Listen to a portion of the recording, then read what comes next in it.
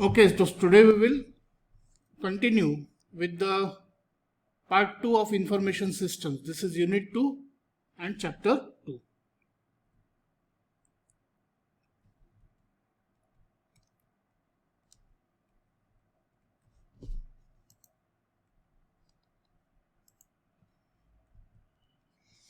Okay, so today we will start with understanding something called as software development life cycle. So whenever you are designing a system, you are essentially designing software. And this software development it goes through different phases. And these different phases, they actually follow each other. And as you can see here in this diagram, there are different steps in this design. So here the software development or the system development, it is also called as SDLC. So it is used in the synonymous way, so software development or system development. So it starts with requirement analysis, in which we gather all the requirements that are to be performed by our system. Then it continues with the system design part. Then once system design is over, it continues with the implementation of the system, then testing of the system, then deployment and maintenance. So here in the requirement analysis part, that is the first part, you can see that their timeline is actually overlapping with the system design part. So the partial overlap of all these steps, it also means that many activities are going parallelly.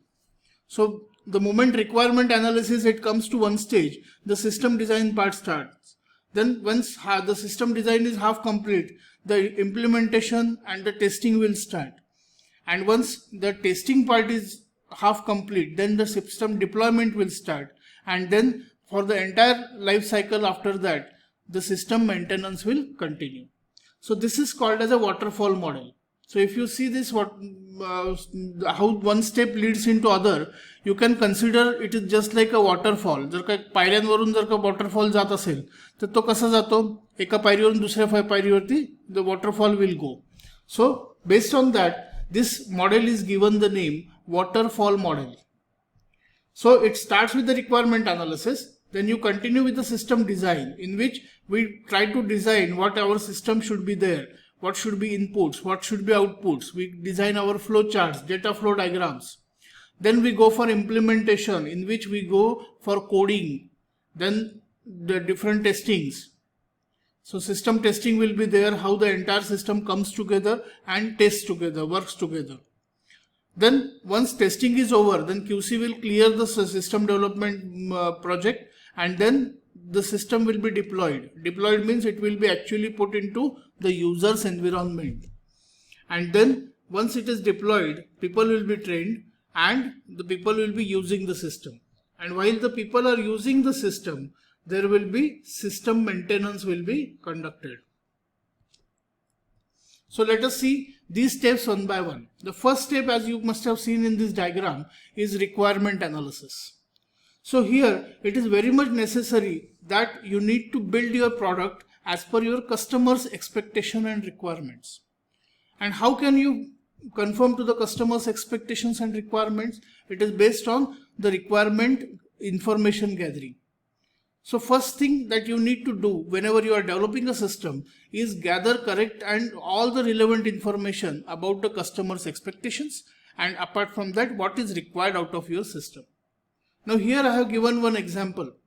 Customer wanted the bike on the left hand side. Now if there is no diagram made, then how the customer is going to describe the bike to the developer?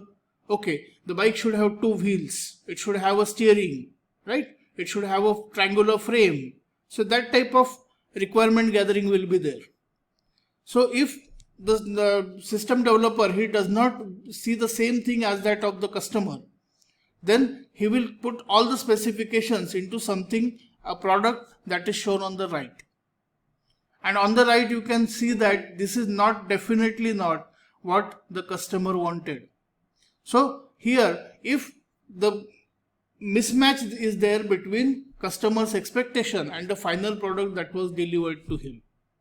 Why it has happened? It has happened because the developer or the system analyst, he could not understand the user requirement properly, or there can be some issue in the design of the product. So here, if your requirement gathering is faulty, then the customer is not going to get the same product as he or she has expected. So now, why this mismatch is there? Either it can be due to incorrect implementation of the client's requirements, or your design might be faulty itself, or there can be a wrong understanding of the customer's requirements by your programmers and quality team. So all these misunderstanding, they lead to something which is called as a mismatch between what the end user's expectation was there and what the end user receives. So it all comes down to correct requirements gathering and analysis. So you need to do correct information gathering and analysis. Hence, if correct requirement understanding, capturing, implementation and testing is done, then it would have helped to mitigate the erroneous and incomplete product delivery that has happened to the customer and the end user. So if you collect your information correctly, then your end user is more likely to get the correct product. So you need to be very careful when you are gathering the information. So now we have to understand certain terminology that is used in the requirements. So there are two terms that are used, functional requirements and non-functional requirements. So what are functional requirements? These are the requirements that define what your software system should do. And whereas non-functional requirements, they define what a system should be rather than what the system should do. So there is a difference between the two. First, functional requirements, वो क्या बोलता है वो कि उसमें क्या दिया जाता है, सॉफ्टवेयर सिस्टम ने क्या करना चाहिए, और नॉन फंक्शनल रिक्वायरमेंट में क्या होता है कि सॉफ्टवेयर का सिस्टम कैसा होना चाहिए. इन दोनों में डिफरेंस है देखो. So functional requirement, they define a function. Now a software system is supposed to do a lot of functions. So every function that is defined will be your functional requirement. जो भी चीज आप करवाना चाहते हो उस सॉफ्टवेयर सिस्टम से, वो हर एक फंक्शन आपका फंक्शनल रिक्वायरमेंट है. And this functionality is measured as a set of input of the system under the test to the output of the system. तो इसका फंक्शनलिटी कैसे मेजर होगा? तो आपको जो भी इनपुट दे रहे सिस्टम में, वो इनपुट आपके आउटपुट में डायरेक्टली दिखता है, उसके ऊपर डिपेंड करेगा फंक्शनल रिक्वायरमेंट. अगर नॉन फंक्शनल रिक्वायरमेंट देखेंगे तो usually the non functional requirements they are derived from functional requirements. So non-functional requirements, they explain the quality aspects of the system. For example, performance, portability, usability, etc. हाँ बोलो. So basically a functional requirement is actually a function that your software should do, and a non-functional requirement is actually an attribute to the functional requirement. So how it should do it? What should happen when it does it? So these side effects of the functional requirements are actually non-functional requirements. Now it is very difficult to directly learn the theoretical part of it. Let us elaborate it with a simple example. So for example, if you are having a mobile phone, right? And in the mobile phone, there is an option. The software of the mobile phone should give you an option to switch on or switch off the Bluetooth. Can you see that in the diagram? You can see that there is a option on the screen to switch the Bluetooth on or off. Right now, what is the condition of the Bluetooth? Is it on or off? It is off because it is showing Bluetooth off and the slider is on the left hand side, the right hand side. If you move the slider to the left hand side, what will happen? The Bluetooth will be on. So here, this is a functional requirement. So there should be a slider, and when it is switched on, the Bluetooth should be on. तो slider switch on केला कि क्या होना चाहिए, फिर Bluetooth on होना चाहिए. तो ब्लूटूथ को स्लाइडर से स्विच ऑन और स्विच ऑफ करना, that is basically a functional requirement. So here the user enables the Bluetooth from his mobile phone and checks whether the Bluetooth is enabled or not. But note that other Bluetooth services get enabled from gray to bold when the user enables the Bluetooth. So the moment the user will enable the Bluetooth, you can see that there are Bluetooth paired devices, then rename Bluetooth device and Bluetooth profile list. So these options or these other things which are enabled, which when you switch on the Bluetooth, they are in the gray form now. It means that they are inactive. So what has to happen? So Bluetooth on and off is a functional requirement. Now see what happens. The moment you turn the Bluetooth on, all these gray things, they become black. So Bluetooth paired devices, rename Bluetooth device and Bluetooth profile list. So these are the Bluetooth enabled services or Bluetooth enabled options. So these options, they are switched on as soon as the Bluetooth is on. So we also want that Bluetooth enabled services, when they are connected, their names turn from black to gray. So this color change does not affect the Bluetooth connectivity. So this is a non-functional requirement. Bluetooth on होगा या नहीं होगा, ये functional requirement है. लेकिन एक बार on कर दिया तो ये तीन चीजें ग्रे की जगह ब्लैक में दिखेगी. This is a non functional requirement. ते काळं दिसायला पाहिजे का ग्रे दिसायला पाहिजे. So how the Bluetooth should be on. सबसे पहले क्या है कि what the system should do, Bluetooth switch on और switch off. That is a functional requirement. And what happens when we switch on the Bluetooth, the grey letters they turn into black. So this is a how requirement, how the Bluetooth should be on. So here this is a non-functional requirement. Did you understand? कळतंय का? मला response पाहिजे. हा म्हणजे Bluetooth जर का on केला तर खालच्या 3 लाईन काळ्या झाल्या पाहिजे ग्रेच्या ऐवजी, आहे की नाही. आता वरती बघा ब्लूटूथ ऑफ आहे तर त्या खालच्या 3 लाईन कोणत्या रंगामध्ये आहेत?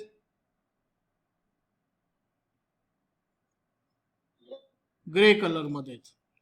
आणि ब्लूटूथ ऑन झाल्यानंतर खालच्या 3 लाईन कोणत्या रंगात आल्या? ब्लॅक कलर मध्ये. म्हणजे डार्क झालं की नाही ते. म्हणजे आपल्याला कळतं की या तिन्ही सर्व्हिसेस आता एनेबल्ड आहेत. मग याच्यातली फंक्शनल रिक्वायरमेंट कोणती आहे? ब्लूटूथ ऑन करता येणं किंवा ऑफ करता येणं ही फंक्शनल रिक्वायरमेंट आहे. आणि ब्लूटूथ ऑन झाल्याच्या नंतर ते ग्रे लेटर्स ब्लॅक मध्ये दिसतील आणि आपल्याला कळेल की आपण सर्व्हिसेस आता ऍक्टिव्ह झालेले आहेत. तर ही नॉन फंक्शनल रिक्वायरमेंट आहे. तर मला सांगा, आता इथं ब्लूटूथ पेअर डिव्हाइसेस ग्रे मध्ये आहे. इज इट फंक्शनल रिक्वायरमेंट और नॉन फंक्शनल रिक्वायरमेंट? आणि ब्लूटूथ ऑन ऑफ आहे ते फंक्शनल आहे का नॉन फंक्शनल आहे? वरती जे ब्लूटूथ ऑन ऑफ दिलंय ती फंक्शनल रिक्वायरमेंट आहे. आता फरक कळाला फंक्शनल आणि नॉन फंक्शनल रिक्वायरमेंट मधला? आता आपण काय करूया, आता थेरी बघू. Now functional requirement define what a software system should do. So it defines a function of a software system और इट्स मॉड्यूल. ब्लूटूथ ऑन करणं किंवा ऑफ करणं, it is basically a function of the software information system, right? So how can you measure whether it is a function or not? So it is measured as a set of input to the system under the test to the set of output. So तुम्ही input मध्ये काय करता त्याने output मध्ये किती परिणाम होतो त्याच्यावरती आपल्याला लक्षात येतं की ती फंक्शनल रिक्वायरमेंट आहे की नाही. मी जर का ब्लूटूथ ऑफ केलं तर कुठेतरी ब्लूटूथचा सिग्नल दिसेल का रे मला? ब्लूटूथ जर का ऑफ केलं तर आपल्याला ब्लूटूथचा सिग्नल दुसऱ्या डिव्हाइस वरून दिसेल का? डिव्हाइस फाइंड आउट नाही होणार ना. जर का मी माझ्या फोनचा ब्लूटूथ ऑफ केला तर दुसऱ्या डिव्हाइसला तो फाइंड होईल का ब्लूटूथ मध्ये? जर का ऑफ केला असेल तर माझ्या फोनचा ब्लूटूथ तर दुसऱ्या डिव्हाइसला तो दिसणारच नाही. आउटपुट काय की दुसऱ्या डिव्हाइसला ब्लूटूथ दिसणे. तर मी जर का ऑफ किंवा ऑन केलं तर दुसऱ्या ब्लूटूथ डिव्हाइस मध्ये पटकन मला परिणाम दिसतो की नाही? म्हणजे हा आउटपुट वरती डायरेक्टली परिणाम करणारी गोष्ट आहे. ब्लूटूथ ऑन किंवा ऑफ केलं की आपल्याला ब्लूटूथचं सिग्नल दिसतं किंवा दिसत नाही. So this directly affects, directly contributes in to the output. So because of this, we say that switching on or switching off of the Bluetooth is a functional requirement. Whereas the other things which are enabled with the Bluetooth, so it is only for the information of the user. All these things are now activated. So for that, the gray letters they turn into black, but directly in functionality there is no effect. त्या functionality सुरू झाल्या काय किंवा न झाल्या काय, Bluetooth on आणि ऑफशी त्याचा संबंध डायरेक्टली नाहीये, ब्लूटूथच्या परफॉर्मन्सशी त्याचा संबंध नाहीये. म्हणून these are non functional requirements. So what a system should be is a non-functional requirement, and what the system should do is a functional requirement. Now types of non-functional requirement. So performance. Performance is a, rather than type you should say it is the requirements of the non-functional, the characteristics of the non-functional requirements. So performance. So performance is an attribute of non-functional requirement. It measures the system's performance. For example, if you are designing a car's rear view camera system, then the non-functional requirement will be the rear camera view should be displayed within 2 seconds of starting the car ignition. तुम्ही कारचं ignition start किया तो immediately 2 second के अंदर में आपका display on होना चाहिए और रियर व्यू का कैमरा जो है उसका पूरा जो व्यू उसमें स्क्रीन में दिखना चाहिए.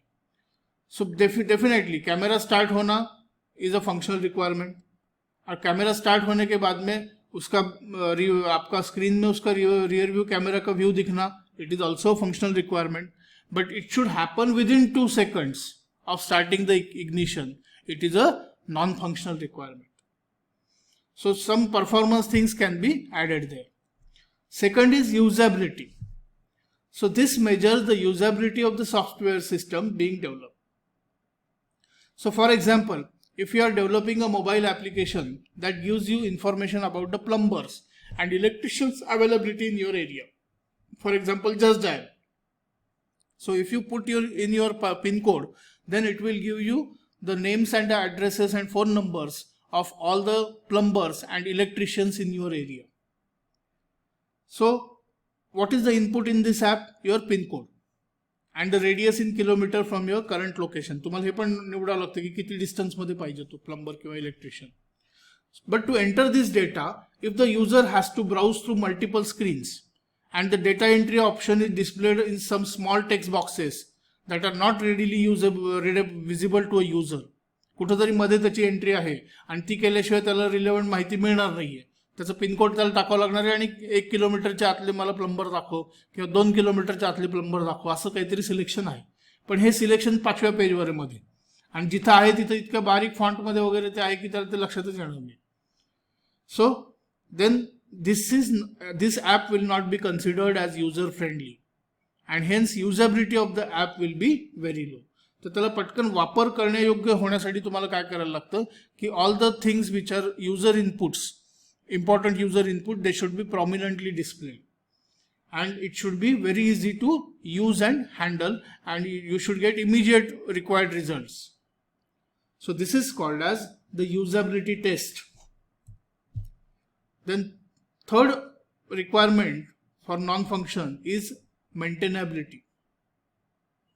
So maintainability of your software is the ease with which your system can be maintained. For example, if you are designing a shopping site, online shopping site, now you need to store the information regarding different products on your site. Definitely this will require a large amount of data. So many people what they do is they redirect you from the shopping page to the product information pages. Now these product information pages are managed by the manufacturers. So the idea is that the moment you click information about a product, you will be redirected to the manufacturer's website and there on a specific page on which the information is given, you can see the information and come back to the shopping site for you completing your purchase. For example, if I want to buy a Samsung mobile from Amazon. Now if Amazon does not hold the entire information of the Samsung mobile, for example I want to buy the model A7, whatever is the latest model.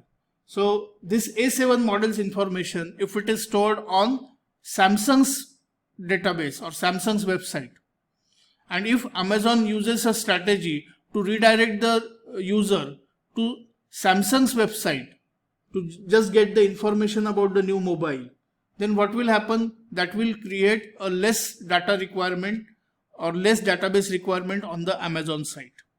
Amazon साईटला जास्त data store करावा लागणार नाही. जी काही माहिती पाहिजे ती third party वेबसाईटवरून तिथं रिडायरेक्ट करून दाखवली जाईल. It can be as simple as that. But what happens if Samsung changes its website? If the web page is no longer available or the web page's organization changes, it will be disaster.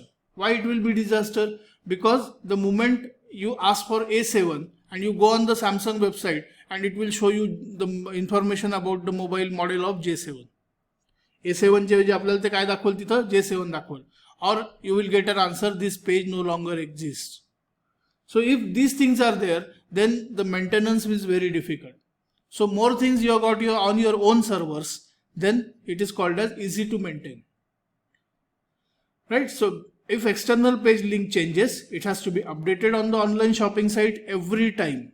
So your software developers have to continuously watch out for changes in the third party websites. And whatever changes are there, immediately the link should be changed so that the customers will get the correct information each time. And it becomes a very tedious task. So maintainability is a non-functional requirement. Fourth non-functional requirement is reliability. It is availability of the system under certain conditions. For example, insurance claim system. Now usually in insurance claim system, the user has to, suppose it is a LIC's insurance claim system. So user has to input all the information in a form. Apart from that, the user has to upload certain documents on the form. Now if there should be sufficient time allowed to the user to fill up all the information and upload all the documents. Now if there is a timeout in the system and the user could not upload all the data in given time, then what will happen? It will become a very difficult experience or very frustrating experience for the user. You must have observed it. MSCT, all of you have filled up online forms, right? MSCT चे form भरले होते ना admission process साठीचे? भरले होते का नव्हते भरले? हा. भरताना डॉक्युमेंट अपलोड केले होते?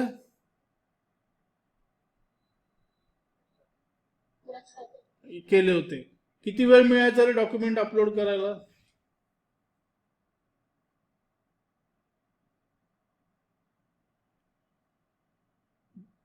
बऱ्याचशा वेबसाईटवर असं व्हायचं, म्हणजे इव्हन MSCTच्या सिस्टमवरती सुरुवातीला असं व्हायचं की 30 सेकंदामध्ये ते लॉग आउट मारून टाकायचं तुम्हाला. 30 सेकंद जर का तुम्हाला लागले डॉक्युमेंट अपलोड करायला तर ऑटोमॅटिक लॉग आउट व्हायचं. म्हणजे तिकडं डॉक्युमेंट अपलोड व्हायला वेळ लागायचा कारण नेटवर्क स्लो असायचे आणि डॉक्युमेंट अपलोड होईपर्यंत दरवेळेस लॉग आउट व्हायचं. म्हणजे प्रत्येक डॉक्युमेंट अपलोड करण्यासाठी वेगळं लॉग इन करावं लागायचं. So it was a very frustrating experience for the users. So definitely what you can do is, if you give more time for the users, considering that it will take some time for the user to upload all the data and upload all the documents, then what you are increasing is the availability of the system under the condition. So this is nothing but reliability. For example, in rear view camera system, now if you are having a FM radio on and if a user puts a reverse gear, now the condition is that the moment the user puts a reverse gear, all other things should close and only the rear view camera view should be available in the infotainment system. ती जी कारची इन्फोटेनमेंटची screen असते त्याच्यामध्ये सगळं काही बंद व्हायला पाहिजे आणि फक्त रिअर व्ह्यूचा कॅमेरा आणि त्याचा व्ह्यू दिसायला पाहिजे, so that the user can focus on reversing the vehicle. So this should happen every time the user reverses it. So if it does not happen 1 or 2 times, then it is called as non-reliable system. So this thing is called as reliability. The fifth requirement is portability. So portability means the ability of your software to work in a different environment if underlying dependent framework stays same. For example, a rear view camera system, if it is once developed, then your manufacturer of the car should be able to use the same software in all the models of his car. So usually if you see Maruti or other manufacturers, they are having multiple number of models, right? They are having this Espresso also, then they have Swift also, Desire also, so many models are there. So if the software is such that once it is developed, it can be used in any model. This is called as portability. Another example is WhatsApp. You can install it on your Android phone, you can install it on iOS, that is your iPhone, and you can install it on the laptop. There is a laptop or Windows version also. So all these operating systems support is there for WhatsApp.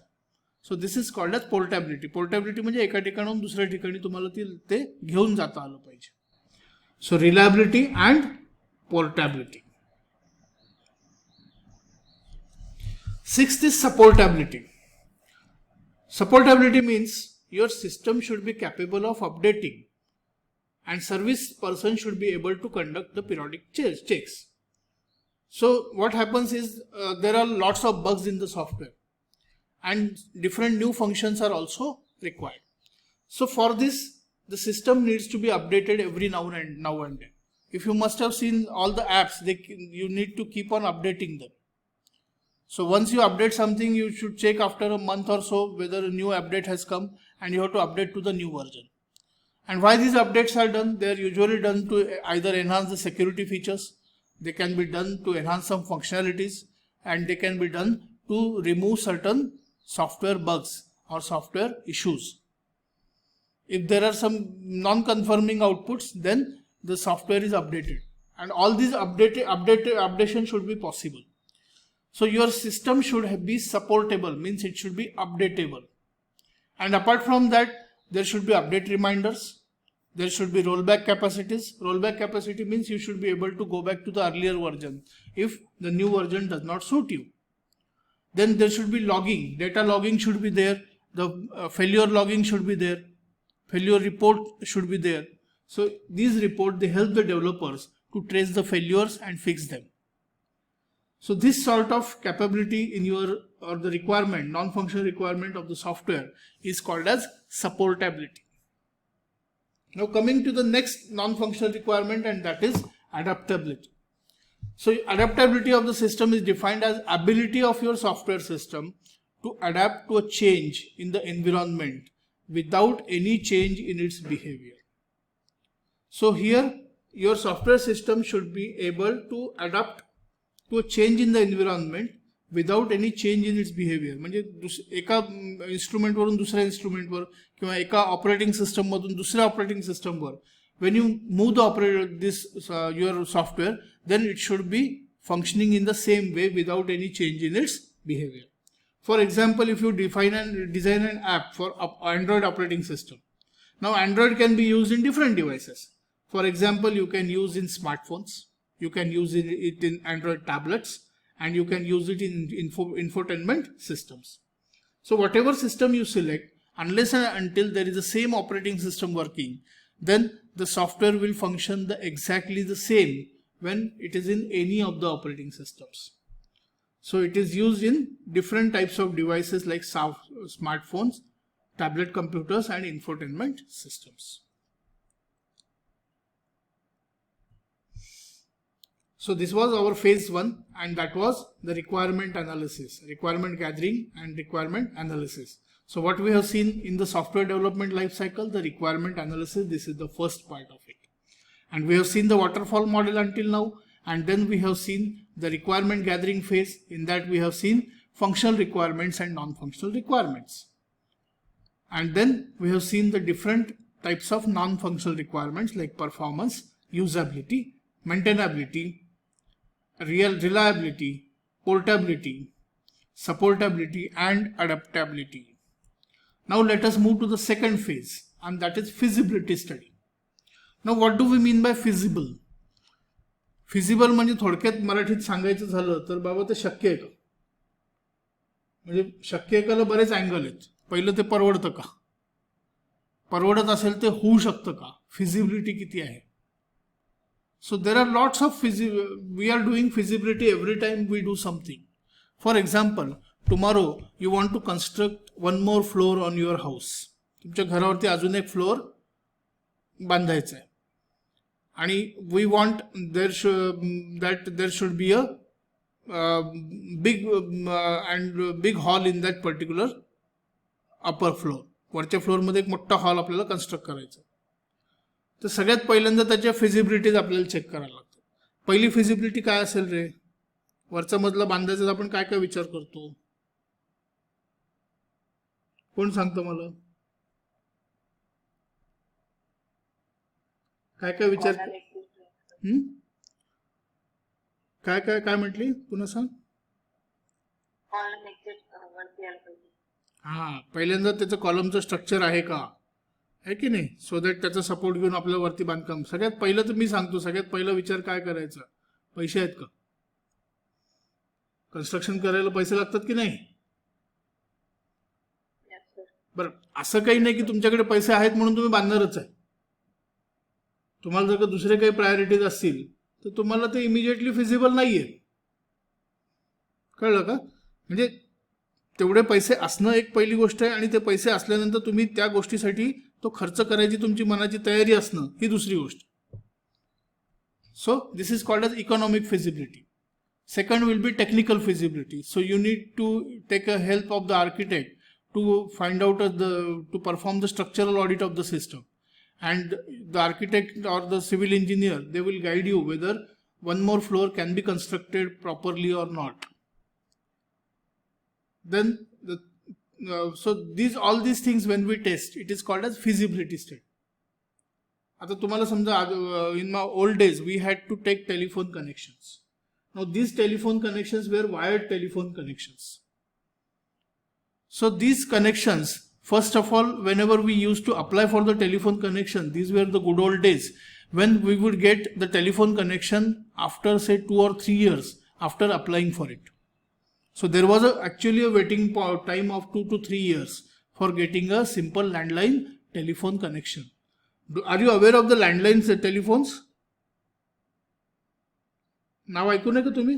Landline पाहिलंय का कधी? हो sir. Very good. मला वाटलं की गायबच झाला तो पूर्ण. आमच्याकडे आहे तो घरी एक. त्याचं मी 500 रुपये बिल कशासाठी दरवेळेस भरतो मला कधीच कळलं नाही, पण इट इज स्टील देअर. कोणी तो फोन उचलत पण नाही आमच्याकडे. तो म्हणजे फोन आला तर ते त्याचं बघत पण नाही त्याच्याकडे, आणि त्याच्यावरून फोन करणं तर पुढचीच गोष्ट आहे. त्याला कोणी हातच लावायला जात नाही.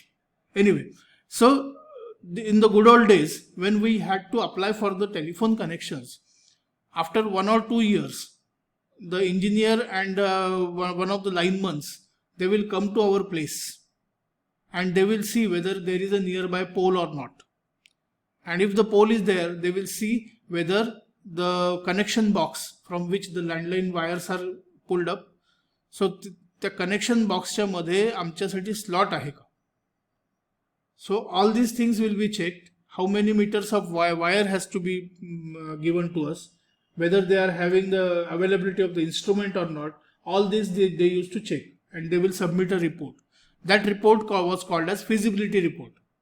And if the feasibility report was okay, then only we will get a telephone connection. Otherwise we will get a letter that currently it is not feasible to provide you with telephone. However, if you are ready to pay for the telephone pole and the wire all by yourself, and if you are ready to provide the instrument also from your own side, then only we can consider the request. And if it is there, then you need to submit the bills of all these things purchased and make it available at the time of installation. So this is called as the concept of feasibility. So once the requirement analysis phase is completed, the next SDLC, software development or system development life cycle state, is to define and document the software needs. So what is required out of your software?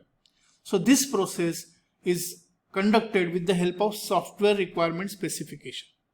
Software आपल्याला exactly काय required आहे आणि त्याचं specification तयार केलं जातं.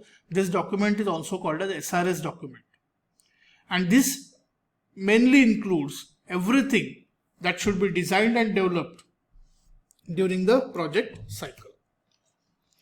So this software requirement specification is one of the earliest phases in which the feasibility study is conducted.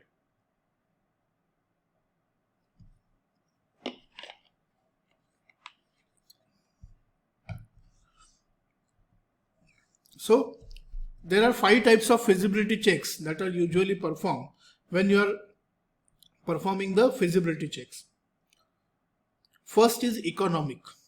As we have seen, whether you are constructing the house or designing a software system, the first concern is economic. So can we complete the project within the given budget or not?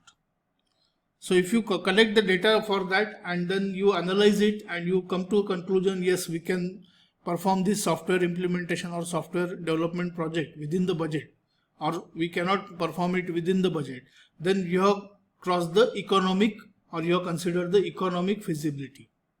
Second is legal feasibility. Many softwares are required to comply with legal requirements. For example, if I am developing a software for billing and invoicing, तुम्हाला माहिती आहे ना, सगळ्या दुकानामध्ये billing आणि इन्व्हॉइसिंगचे software वापरतात. तर जे एखादी गोष्ट तुम्ही जर का परचेस केली तर त्याची एंट्री तुम्हाला त्या सॉफ्टवेअरमध्ये करावी लागते, आणि एखादी गोष्ट सेल केली की त्याची पण तुम्हाला एंट्री करावी लागते. मग हे करताना त्याची रिक्वायरमेंट काय अशा बिलिंग सॉफ्टवेअरची की it should calculate GST also. Now GST is a legal requirement, but if you are designing a software system without considering GST, then that system will not be useful to your user. So there is a legal compliance or the legal feasibility that needs to be checked before developing the software. So this is called as the legal feasibility. So can we handle this project as per law and as per different regulatory framework and compliances? This is called as the legal feasibility. Next is operational feasibility.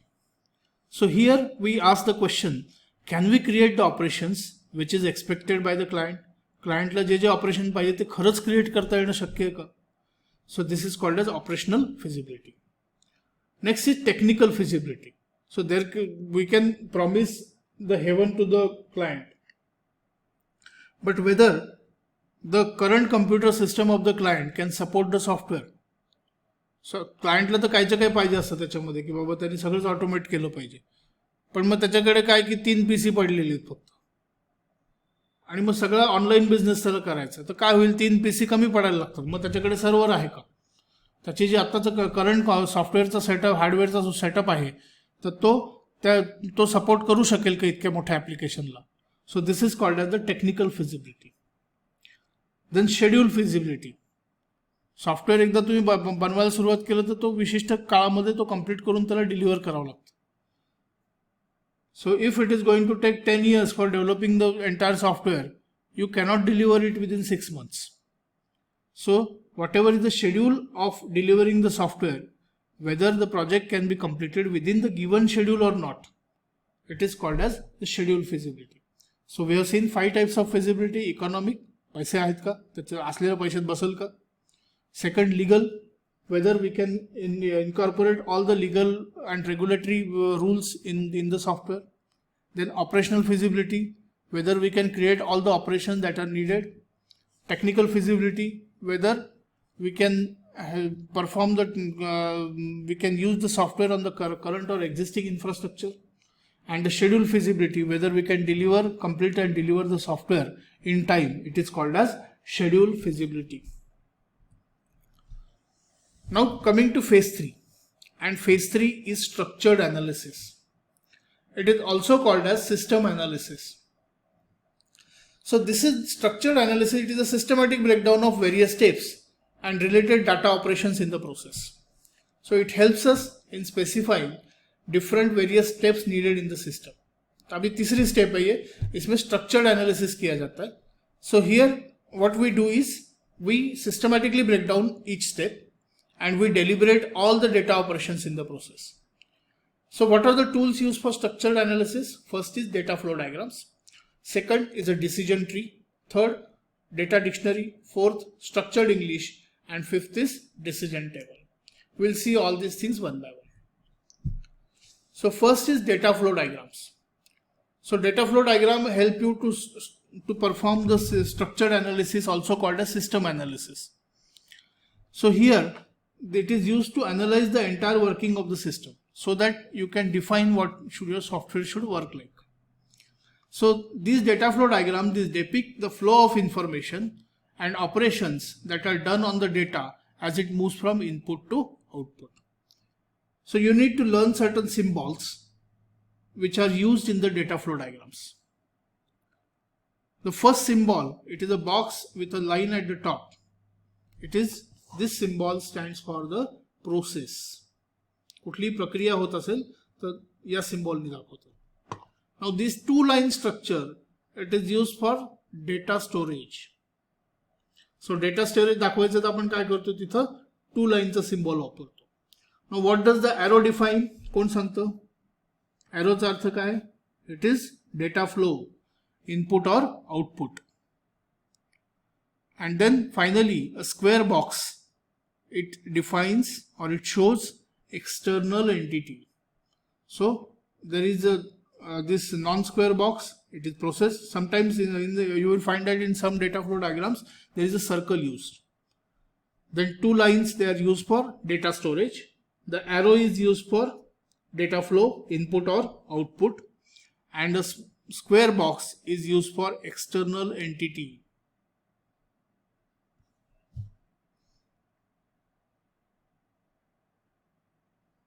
You want to draw this?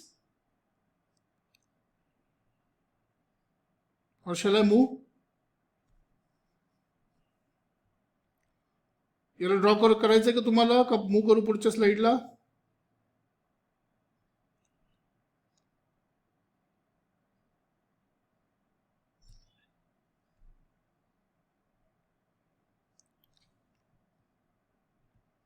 Okay, so there are three levels of data flow diagrams. Zero level data flow diagrams, these are also called as context diagrams. Then one level data flow diagrams and second level data flow diagrams. So 0, 1 and 2. So let us try to understand these three levels of data flow diagrams one by one. Now zero level data flow diagram. So basically it is a context diagram. Context diagram means हम क्या करते हैं इसमें कि जो भी इसमें units है और एंटिटीज है उनको डिफाइन करते, मेजर प्रोसेस को डिफाइन करते और उसका ओवरऑल इंटरेक्शन दिखाते. For example, this is a railway reservation system. Now in the railway reservation system there are two entities, the passenger and railway administration. So these two entities, these are called as external entities, and these entities are shown with the square boxes, and the process is represented with a somewhat oval box, right? And the process name is written on the box. And what is the process here? कोण सांगतो प्रोसेसच्या box मध्ये काय लिहिलंय? Process box मध्ये काय लिहिलंय रे? सेंटरला प्रोसेसचा बॉक्स आहे, त्याच्यामध्ये काय लिहिलंय सांगा? काय लिहिलंय? Railway reservation. मग इथं प्रोसेस काय आहे? Railway reservation. आणि एक्सटर्नल एंटिटीज कोणत्या त्याच्यामध्ये? Shabbas. Right? Now what are the different interactions of passenger with the railway reservation system? Either he might be going for a cancellation or reservation. So you can see that the cancellation data moves from passenger to railway reservation process. Similarly, reservation data, it moves from passenger to the railway reservation process. And once the ticket is booked, the ticket info is sent to the passenger by the railway reservation system. So the direction of the arrow is from the process to the entity. Right? Now, what is the interaction of the railway reservation system with the admin? The passenger's info is sent by the railway reservation system to the administrator. Then the reservation and cancellation data is sent by the railway reservation system to the admin. And the train information is sent from admin to the railway reservation system. So there is an interaction. So this is called as level 0 or zero level data flow diagram. And in the zero level data flow diagram, we have just identified the external entities, the processes, and the flow of the data. So that's why it is called as a simple context diagram. Now level 1 DFD. Now level 1 DFD is more detailed than the level 0 DFD.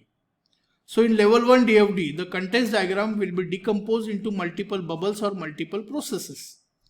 So in this level, we highlight the main functions of the system, and we break down the high level process of zero level DFD in the sub processes. So basically, if you zoom into the zero level DFD, you will come to level 1 DFD. So level 1 DFD is basically the detailed view, more detailed view of the level 0 DFD.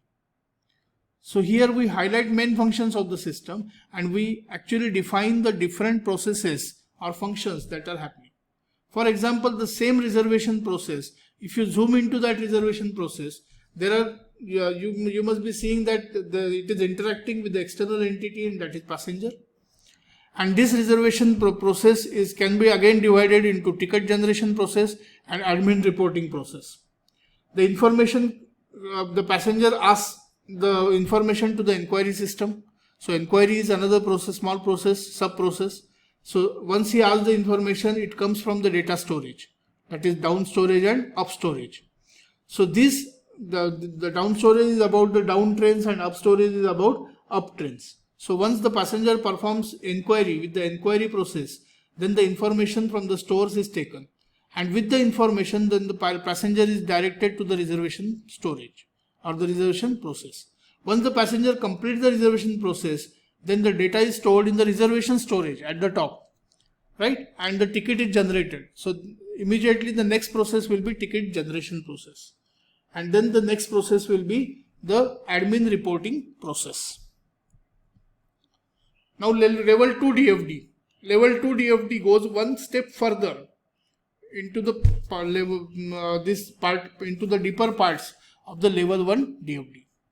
But it can be used to plan or record the specific necessary details about the system's functioning. So here you can see that the complex picture is there. Now as you can see, it is furthermore zooming into the level 1 DFD. So the passenger can perform an inquiry. The inquiry, it is with the reservation database, right? And this reservation database, it is interacting with the railway department. The inquiry is again leading the passenger to the reservation process. This reservation process can be divided into query process and searching process. So query process, it gives us different reports, or if the reservation is performed, then the reservation data store is filled up. So you can see that this is a very, very complex system and the entire data is stored into different locations. So what are the rules for constructing data flow diagrams? So first rule is no process will have only outputs or only inputs. All the processes must have outputs and inputs. कोणतीही process अशी नको की ज्याच्यातून फक्त output data चाललाय, किंवा कोणतीही process अशी नको की ज्याच्यामध्ये फक्त डेटा इनपुट होतोय. याच्यामध्ये काय पाहिजे तर इनपुट आणि आउटपुट हे दोन्ही आलं पाहिजे. So as you can see on the left, the first process is having only outputs, the second process is having only inputs, and if you see on the right hand side, the processes are having inputs and outputs, and that's why these are allowed processes, and the process which are crossed with the red crosses, these are not allowed. So in the data flow diagram, you have to give an input and output to every process. Second rule, there should not be any direct flow of data flow between the data stores and external entity. So this flow should go through a process. So if you can say that on the upper hand side, the left hand side, you can see that there are two data stores. So दोन parallel line दिसतात. So these are basically two data stores. So there should not be a direct flow of information between two data stores. Whatever data has to flow, it has to flow through a process. So on the right hand side, you can see that there is a process in between the two data stores. Yes, this type of data flow is allowed. But the data flow of the left hand type, that is storage to storage, is not allowed. Rule number 3. No data should flow directly between external entities, and the data should go through a process. So here, one external entity to another external entity directly, there should not be any flow of data. But the data should first flow into a process, and from the process it can flow to the next external entity. पण एका external entity कडून दुसऱ्या external एंटिटीला तुम्हाला directly data पाठवता येत नाही. Rule number 4, the verb phrases in your problem statement, software when you develop this problem statement, then all the verb phrases that you use, they can be used as a processes in the data flow diagrams. So let us try to construct a data flow diagram. We'll see an example here. Okay, so let us construct a data flow diagram for our library. Now, can you help me in defining who are the external entities here? कोण external entity असतात रे आपल्या लायब्ररीमध्ये? Student. अजून कोण असतं? Librarian. शाबास. अजून दोनच असतात?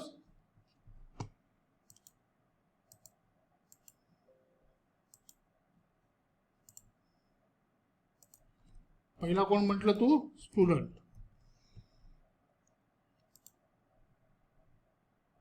दूसरा कौन है? Librarian.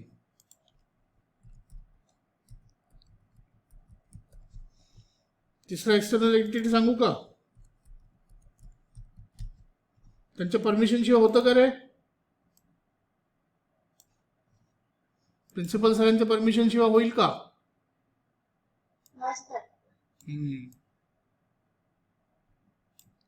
So you can say that this librarian is at the center.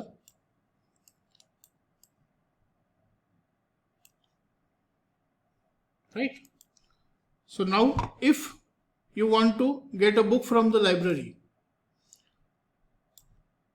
so you will ask for the requirement, right? So student will require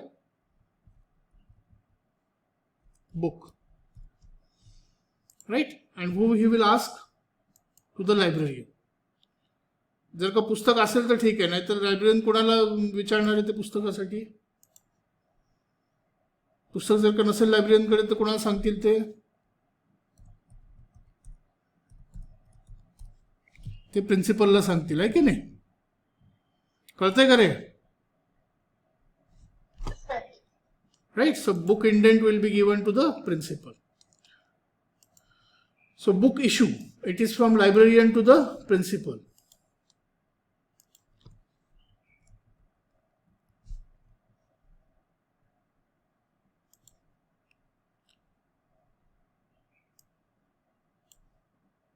And principal librarian to the student. And approval of the indent is given by the principal to the librarian. Okay, so basically this is our level 0 DFD. आपण इथं काय construct केलंय? Level 0 DFD. So we have defined the three things: student, librarian and principal, and we have defined the major processes that are happening between them.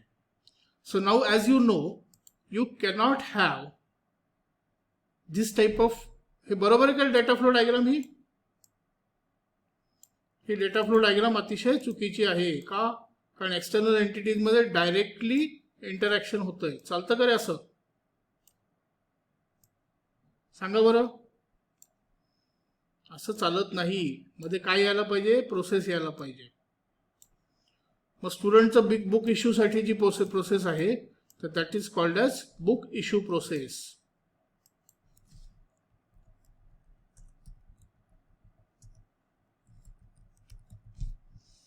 बरोबर. आणि basically जर का तुम्ही principal सोबतचं interaction जर का बघाल लायब्ररियनचं,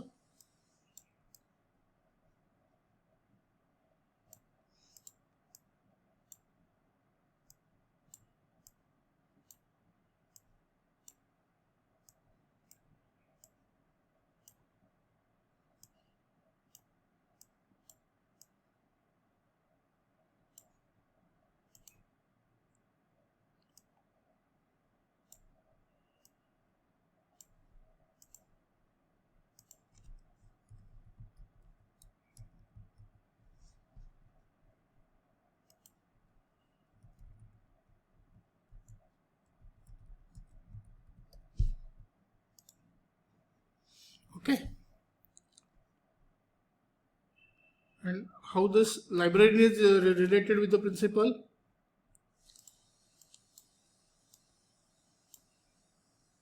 There will be another process, that is book indenting process.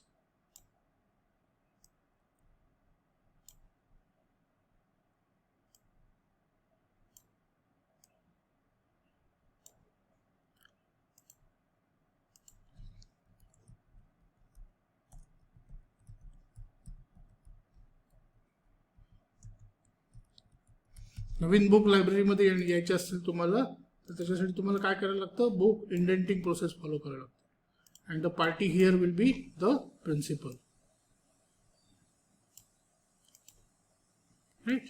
So librarian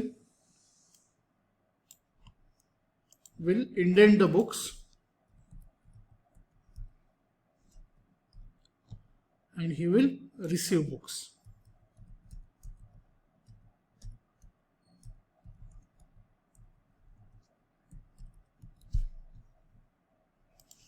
The book indenting process will request permission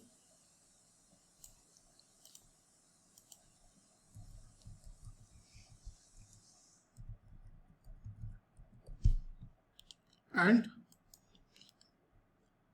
the principal will grant permission. So this is your level 0 DFD.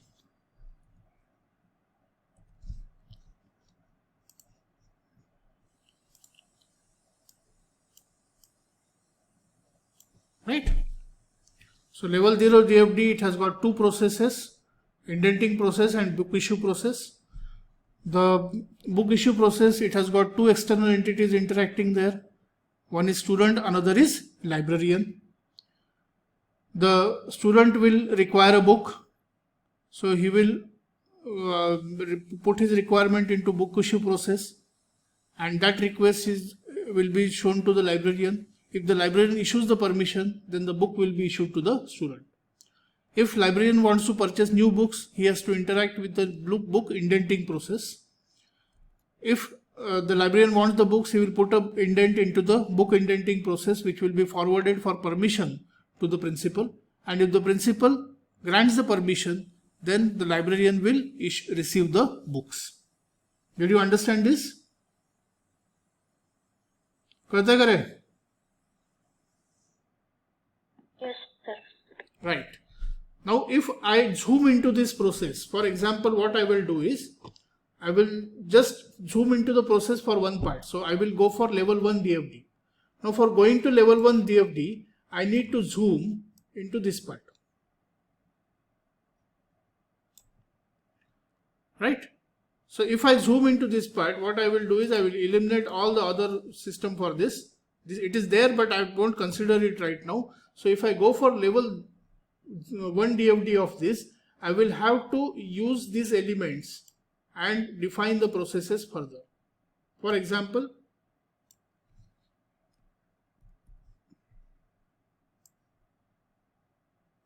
now how this process works. Basically, the book issue process is there. If I zoom into this,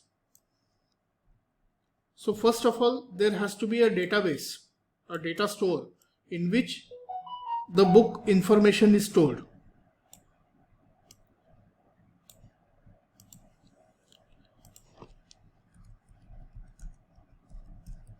So we should know about the titles of the books, we should know how many quantities are there, we should know what is the year of publication, right? So whenever a student asks for a book requirement, this particular requirement is sent to the book information database, and the book information database will send back the information regarding the book.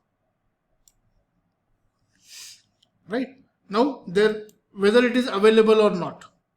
So there has to be another database, and that is the issue database.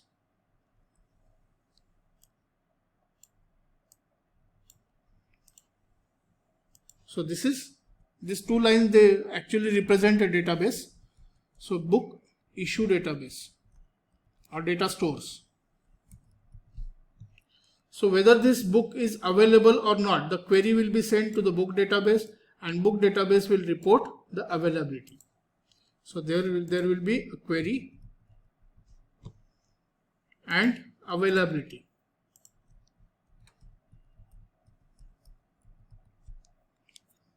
Right? So if it is available, then our next external entity will come into play, and that will be the librarian. So librarian will be shown the information regarding availability of the book and the information of the book. So there will be a request for permission to issue the book, and there will be permission issued.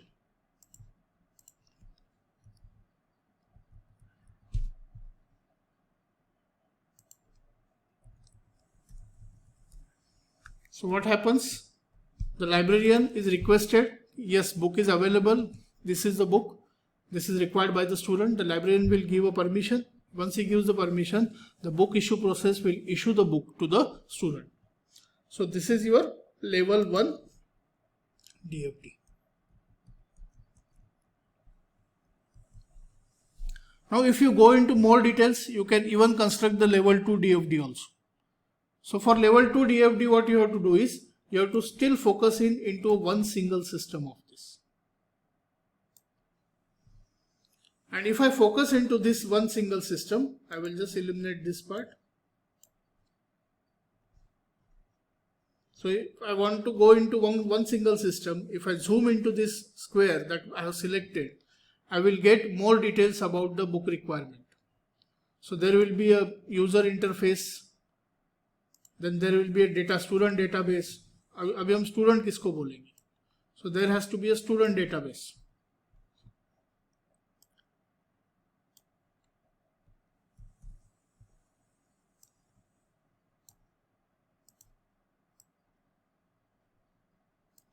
So if the requirement is there, then what happens? First of all, the book issue system will check the student database.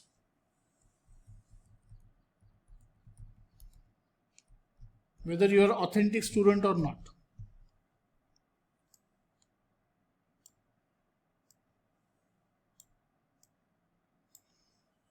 So there will be some sort of interaction with the student database. Then there can be an authentication process. You can have a sub process here.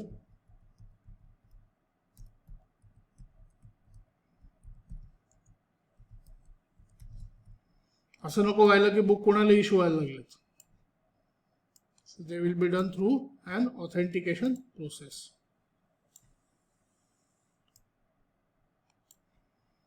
Right? So basically information will be sent to the authentication process, and book issue database process will receive information from the authentication process. So this is the book requirement. It will go through the student authentication process, and then only the interaction with the book information database will start. So what is happening? The student requiring book, this process we have selected, and we have zoomed into this process to understand more intricate parts of this. So आता इतकी process जेव्हा आपण झूम इन करतो तेव्हा आपल्याला हे सगळं येतं. So as you must have seen, level 0 DFDs, level 1 DFDs and level 2 DFDs, basically this is level 2 DFD.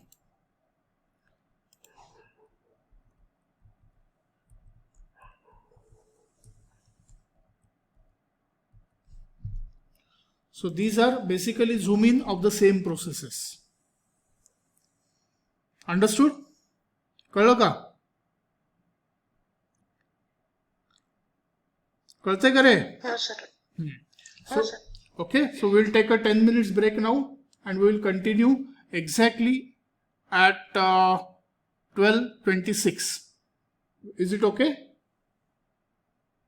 Okay, sir.